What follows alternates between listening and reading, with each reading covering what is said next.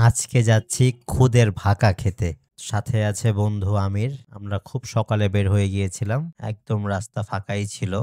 ১ম এ আমরা নয়াবাজার ব্রিজে নেমেছি। সেখান থেকে আমরা আরেকটি অটো করে আমরা যাচ্ছি আমাদের মূল গন্তব্যে। যেটা হচ্ছে কদমতলী হয়ে কোনাখোলা পার হয়ে রোহিতপুর। জায়গার নামটা হচ্ছে গোয়ালখালী এবং এখানে আছে নিউ সানরাইজ ক্যাফে। ওয়েদারটা খুবই সুন্দর ছিল।